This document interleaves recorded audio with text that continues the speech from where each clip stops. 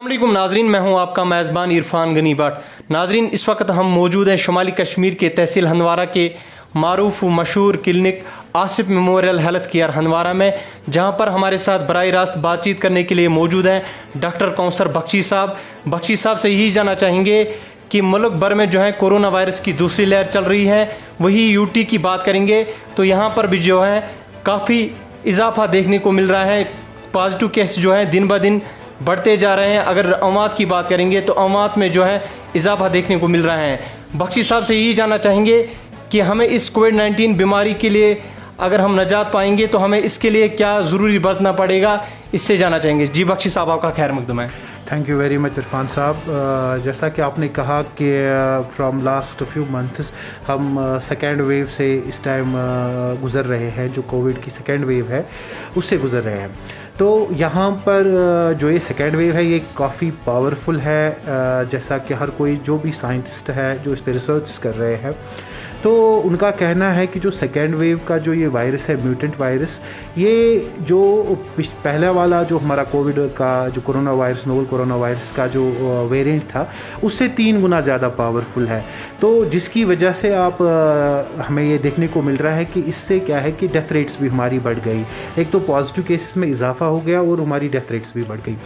तो ये तो पूरे हिंदुस्तान में इसकी जो इस टाइम आफत से हम गुज़र रहे हैं, तो हमारा कश्मीर भी इससे बचा हुआ नहीं है।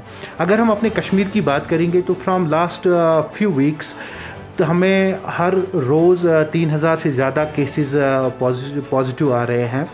तो उसके साथ साथ 50 से ज़्यादा अमवातें भी हो रही है। तो यहाँ पर हमें इस टाइम सबसे इम्पॉर्टेंट चीज़ जो है, हमें सोशल डिस्टेंसिंग का ख्याल रखना है। हमें गैर ज़रूरी यहाँ से बाहर नहीं निकलना है, घरों से बाहर नहीं निकलना है, बाज़ारों में घूमने नहीं जाना है।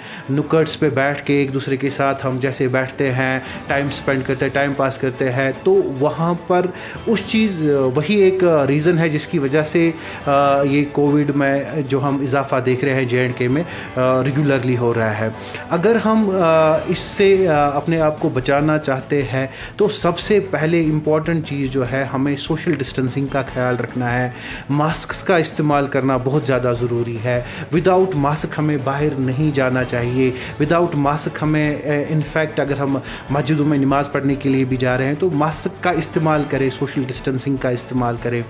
तो इसके साथ साथ अगर हम जो SOPs है जो कि गवर्नमेंट की तरफ से, जो कि एडमिनिस्ट्रेशन की तरफ से है, उन SOPs को एक ज़िम्मेदार नागरिक, एक ज़िम्मेदार सिटीज़न की हैसियत से हर एक को उनको फॉलो करना चाहिए। वही एक चीज़ है जो हमें इस वबा से नजात दिला सकती है। क्योंकि हमें यहाँ पर जो है ही इस टाइम ब्रेक द चेन जो हैशटैग इस टाइम चल रहा है रेगुलरली फ्रॉम लास्ट मतलब 1 साल से, कि ब्रेक द चेन। जब तक हम इस चेन को ब्रेक नहीं करेंगे इस बीमारी से हम छुटकारा नहीं पा सकते हैं। ब्रेक द चेन कैसे होगा? सिर्फ़ और सिर्फ सोशल डिस्टेंसिंग उसमें इम्पॉर्टेंट है, रेगुलर हैंड वॉशेस इम्पॉर्टेंट है। जब भी आप किसी भी जगह बाहर जाते हो, आप मजबूरी के साथ बाहर जाते हो, तो मास्क का इस्तेमाल बहुत ज़्यादा ज़रूरी है। हैंड सैनिटाइज का इस्तेमाल बहुत ज़्यादा ज़रूरी है। अपने हाथ आँखों में न लगाएं, ठीक है?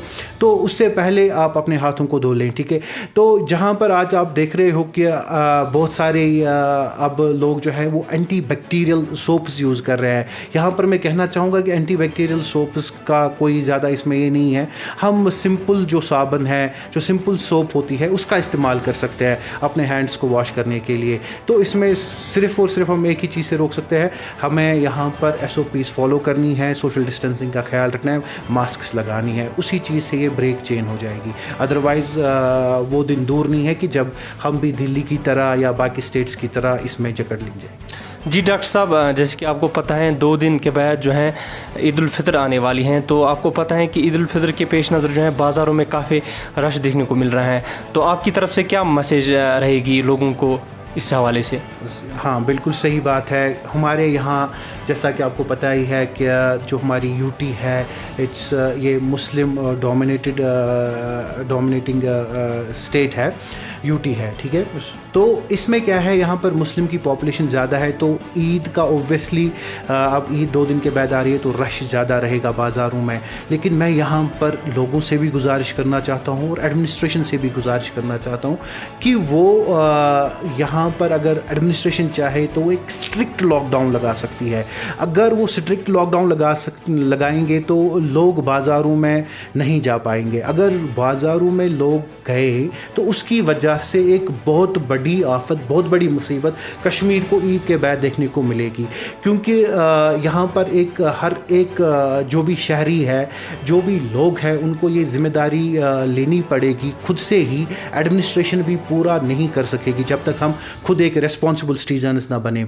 तो ये जो ईद है ऑब्वियसली हर साल आती है, ये साल वबा में है, हम पेंडेमिक से गुज़र रहे हैं, तो यहाँ पर सबसे इम्पॉर्टेंट चीज़ है हमें अपने आप को बचाना है, उसके साथ साथ अपनी फैमिली को बचाना है, उसके साथ साथ अपने आसपास के हमसाया रिश्तेदार उन सबको बचाने की ज़रूरत है। तो ये सिर्फ एक ही चीज़ से हो सकती है कि हम ये ईद जो है सादगी से मनाएं, सिंपलिसिटी से मनाएं, अपने हमसायों का ख्याल रखें। क्योंकि पिछले 1-2 हफ्ते से लॉकडाउन भी चल रहा है, किसी के पास खाना नहीं होगा, उनको वो खाना पहुंचाए। यहाँ पर बहुत सारी NGOs काम कर रही है जो हर एक मतलब अच्छे स्टेप्स उठा रही है, जो ज़रूरतमंद लोग हैं उन तक वो अपनी इमदाद पहुंचा रहे हैं इस टाइम। तो वही सबसे इम्पॉर्टेंट है। अगर हम हर रोज़ मतलब हर कोई घर 10,000 रुपये इस ईद पे खर्च करता था, ये ज़रूरी नहीं है कि हम इस बारी भी बाज़ार जाएँ, ज़्यादा से ज़्यादा मीट लाएँ, बेकरी शॉप्स पे जाएँ। तो वो चीज़ हमारे पेंडेमिक जो इस time Covid novel corona virus है, सेकेंड वेव है, ये बहुत तेज़ी से फैलेगा। इनफैक्ट मोर देन 300% उससे ज़्यादा ये फैल सकता है, तो जो कि फिर हमें कंट्रोल से बाहर हो जाएगा। जैसा कि आपको पता है दिल्ली में कंट्रोल के बाहर हो गया, तो same is the case with us कि ये यहाँ पर भी फिर आउट ऑफ द कंट्रोल हो जाएगा। तो यहाँ पर लोगों को बहुत ज़िम्मेदारी का ख्याल रखना चाहिए, बहुत ज़िम्मेदारी से इस बात को समझना चाहिए कि हमें बाज़ार नहीं जाना है, इन 2 दिनों हम बाज़ार नहीं जाएंगे, सिंपली ईद मनाएंगे। जो भी रिश्तेदार है उनके घरों में न जाएं, क्योंकि उनकी भी ज़िम्मेदारी आप ही पे है। जब आप किसी रिश्तेदार के घर नहीं जाओगे तो ओबियसली है चांस कम रहेगा, चेन ब्रेक हो जाएगी। तो हम आज सोशल मीडिया का इस्तेमाल कर सकते हैं, फ़ोन्स पे ग्रीटिंग्स कर सकते हैं। ज़रूरी नहीं है कि हम किसी के घर जाके उसको ईद मुबारक कहें या और कुछ कहें। तो मेरी ये पुरज़ोर गुजारिश रहेगी, इनफैक्ट हैंड फोल्डेड रिक्वेस्ट रहेगी आवाम से कि वो एक दूसरे के घर न जाएं। कल अरफा है, अरफे पे बाज़ारों में न जाएं। अगर किसी को अब जाना भी है तो पूरी SOPs को फॉलो करें, भीड़ में न जाएं। तो ये मेरी पुरज़ोर गुजारिश रहेगी आवाम के साथ कि इस चेन को ब्रेक करने में उन्हीं का अहम रोल है।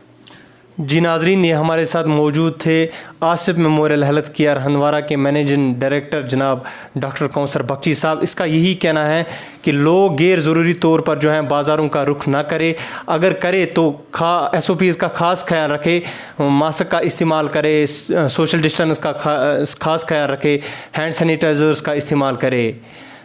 मिलते हैं और किसी प्रोग्राम के साथ और किसी शख्सियत के साथ, तब तक दीजिए इरफान गनी भट्ट को इजाज़त। अल्लाह निगहबान।